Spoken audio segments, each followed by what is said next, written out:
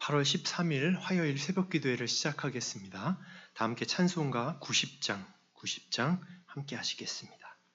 찬송가 90장입니다.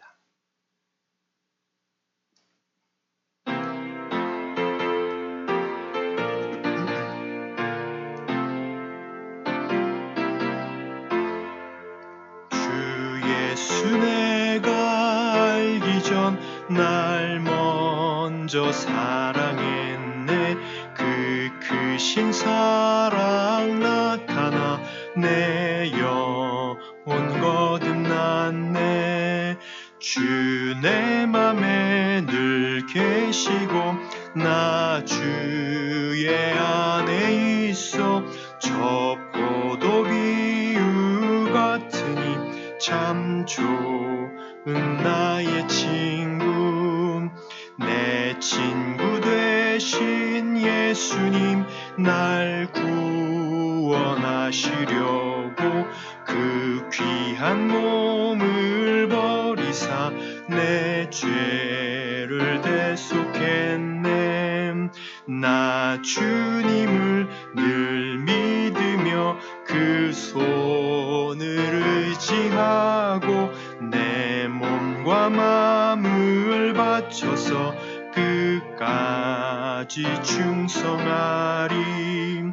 내 진실하신 친구여 그 은혜 내려주사 날 항상 보호하시고 내 방패 되옵소서. 그 풍성한 참 사랑을 네 능히 끊을 소냐. 날 구원하신 예수는 참 좋은 나의 친구.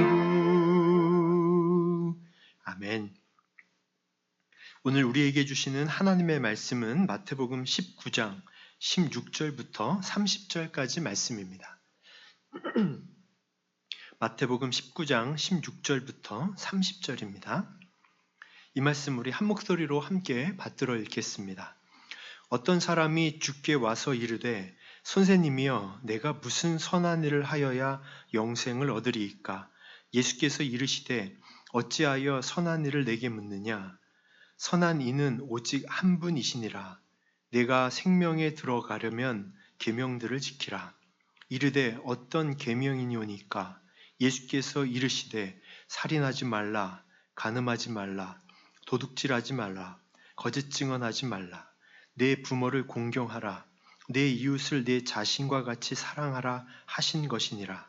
그 청년이 이르되 이 모든 것을 내가 지키었사온데 아직도 무엇이 부족하니이까? 예수께서 이르시되 네가 온전하고자 할진대 가서 네 소유를 팔아 가난한 자들에게 주라. 그리하면 하늘에서 보화가 네게 있으리라. 그리고 와서 나를 따르라 하시니 그 청년이 재물이 많음으로 이 말씀을 듣고 근심하여 가니라. 예수께서 제자들에게 이르시되 내가 진실로 너희에게 이르노니 부자가 천국에 들어가기가 어려우니라. 다시 너희에게 말하노니 낙타가 바늘귀에 들어가는 것이 부자가 하나님의 나라에 들어가는 것보다 쉬우니라 하시니 제자들이 듣고 몹시 놀라 이르되 그렇다면 누가 구원을 얻을 수 있으리이까? 예수께서 그들을 보시며 이르시되 사람으로는 할 수 없으나 하나님으로서는 다 하실 수 있느니라. 이에 베드로가 대답하여 이르되 보소서 우리가 모든 것을 버리고 주를 따라싸운데 그런즉 우리가 무엇을 얻으리이까? 예수께서 이르시되 내가 진실로 너희에게 이르노니 세상이 새롭게 되어 인자가 자기 영광의 보좌에 앉을 때에 나를 따르는 너희도 12 보좌에 앉아 이스라엘 12지파를 심판하리라. 또 내 이름을 위하여 집이나 형제나 자매나 부모나 자식이나 전토를 벌인 자마다 여러 배를 받고 또 영생을 상속하리라. 그러나 먼저 된 자로서 나중되고 나중된 자로서 먼저 될 자가 많으니라. 아멘.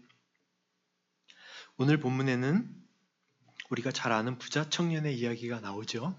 이 부자 청년은 나쁜 예로 자주 사용되는 이야기입니다. 많은 재물 때문에 예수님을 따르지 못한 청년의 이야기죠. 다시 한번 살펴를 보면 그는 하나님의 율법을 지키며 하나님을 사랑한다고 스스로 믿었습니다. 그러나 예수님께서 요청하신 단 한 가지, 그것을 할 수가 없었습니다. 가서 내 소유를 팔아 가난한 자들에게 주라. 이것을 행할 수가 없었습니다. 다른 모든 율법의 조항들은 잘 지켰는데 이것을 할 수가 없었던 것이죠. 예수님께서 원하셨던 것은 하나님을 내가 가진 재물보다 더 사랑하는 것, 그것을 더 원하셨던 것입니다. 결국은 얼마나 가졌는가가 아니라 그 가진 것에 얼마나 붙잡혀 있는가, 그것이 지금 이 청년에게는 가장 중요한 문제인 것이죠. 이 부자 청년은 자신의 재물에 붙들려서 그것을 놓지 못했습니다. 또한 이것은 단지 재물에 자신이 붙들려 있는 문제만이 아니라 가난한 사람들을 긍휼히 여길 수 없을 만큼 마음이 굳어졌다고 하는 증거이기도 합니다. 즉, 그 불을 주신 하나님의 심정을 헤아리지 못한 거죠. 지극히 작은 자들을 보호하시고 돌보시는데 항상 관심이 많으신 그 하나님의 심정을 헤아릴 수 있는 마음이 아니었던 것입니다. 즉, 이 부자 청년은 율법의 조항들은 열심히 지켰음에도 예수님이 요약하신 하나님을 사랑하는 것, 이웃을 사랑하는 것에는 실패했던 자라고 할 수 있습니다. 아무리 다른 율법의 조항을 지켰더라도 이 부자 청년은 율법의 핵심을 놓치고 있었던 것입니다. 부자 청년이 율법을 다 지켰다고 하면서 예수님께 되묻죠. 20절을 보면 그 청년이 이르되 이 모든 것을 내가 지키었사온데 아직도 무엇이 부족하니까? 이렇게 질문합니다. 여기 보면 내가 이렇게 다 지켰는데 도대체 뭐가 더 부족하냐는 겁니다. 자신이 완전히 규칙을 준수했다고 말하고 있는 거죠. 그것은 이 부자 청년의 생각이죠. 하나님은 그렇게 생각하지 않으셨습니다. 하나님의 말씀에 순종하는 것은 항상 이웃을 사랑하는 것과 결합이 될 수 있어야 합니다. 이웃사랑, 특별히 지극히 작은 자들을 향한 사랑으로 이어질 때 그 율법의 순종이 그때서야 온전해질 수 있다는 것입니다. 예수님께서는 계속해서 부에 대하여 말씀하십니다. 부자가 천국에 들어가기 어렵다. 낙타가 바늘귀로 들어가는 것, 그것이 부자가 하나님 나라에 들어가는 것보다 오히려 더 쉽다. 이렇게 말씀하시죠. 이 말씀은 부자 청년과 같이 재물에 대한 탐욕이 사람의 마음을 무디게 해서 천국의 삶을 받아들일 수 없게 한다는 뜻을 의미합니다. 재물에 온 마음을 두고 세상에 사로잡혀 있는 사람이 하나님 나라에 들어가겠다는 것이 사실 말이 되지 않는 것이죠. 천국에 들어가는 것은 단순히 위치를 이동하는 것은 아닙니다. 물론 하나님 나라는 우리에게 임하는 것이죠. 그래서 이 세계가 새롭게 되는 것이 분명합니다. 하지만 그것은 분명히 영적인 것이고 내적인 영역이 매우 큽니다. 만약에 천국에 들어간 사람이 하나님의 성품이 반영된 하나님의 통치를 받아들일 수 없다고 한다면 천국에 가서도 견딜 수가 없겠죠. 그래서 못 들어가는 것입니다. 그러니까 하나님이 안 들여보내 주시는 것이 아니라 부자는 거기 들어가서도 살 수가 없다는 뜻이죠. 재물에 사로잡혀 있습니다. 재물이 우선시되는 세상의 방법에 사로잡혀 있습니다. 이런 세상의 논리와 가치에 사로잡히고서는 하나님 나라에서는 살 수가 없다는 거죠.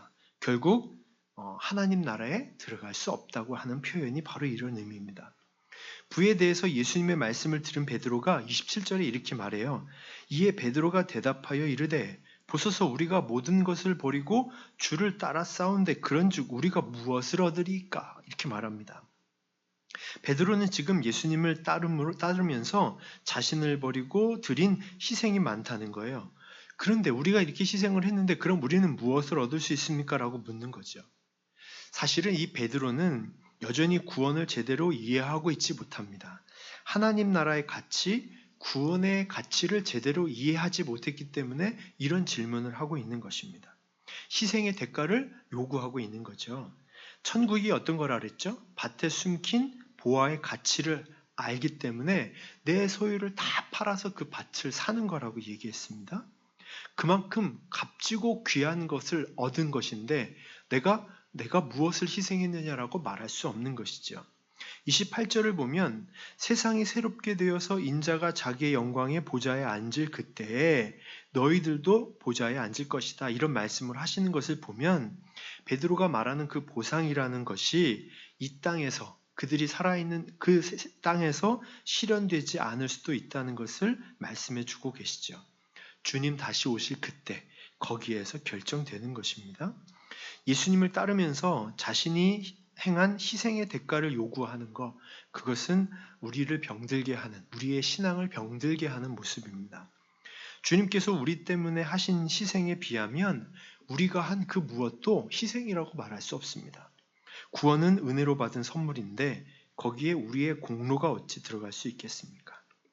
오늘 꼭 기억해야 되는 것은 부자 청년처럼 지금 여기가 전부라고 내가 가지고 있는 소유 이것이 최고고 이것보다 더 좋은 것은 없다고 하는 현세주의와 제자들처럼 자신들의 희생의 대가를 바라는 공로주의, 이것은 하나님의 나라에 어울리지 않습니다.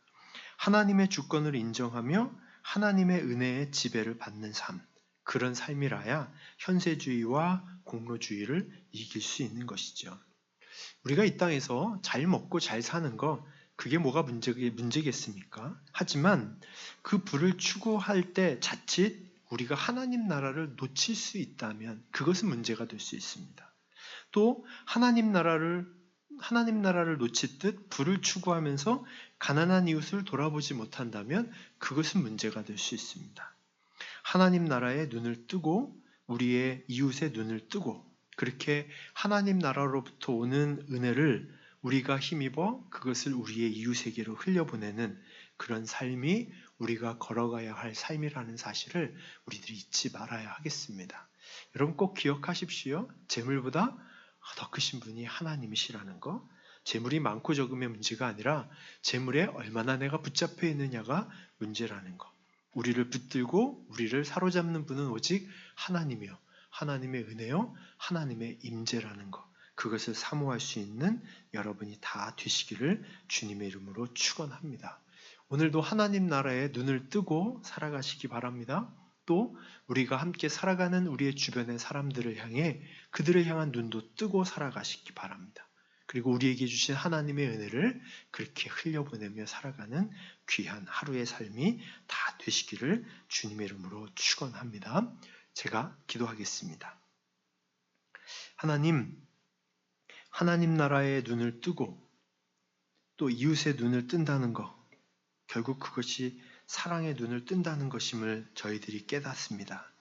하나님을 더욱 사랑하고 알게 해주시고 그 사랑으로 더욱 사랑하며 살아가는 저희들의 삶이 되도록 인도하여 주시옵소서. 부자 청년이 많은 재물을 가진 것이 문제가 아니라 그 재물에 사로잡힌 것이 문제였다는 사실을 우리가 보게 하여 주시고 오직 우리를 사로잡는 분은 하나님이요 우리를 사로잡는 것은 하나님의 은혜임을 기억하며 오늘도 주님의 은혜에 사로잡혀 주님의 임재 안에 거하며 살아가는 귀한 한날 되게 해 주시옵소서.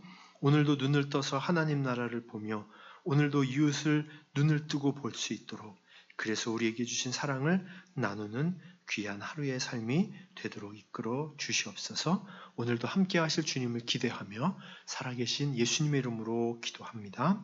아멘. 우리 각자 기도 제목을 가지고 함께 기도하시겠습니다.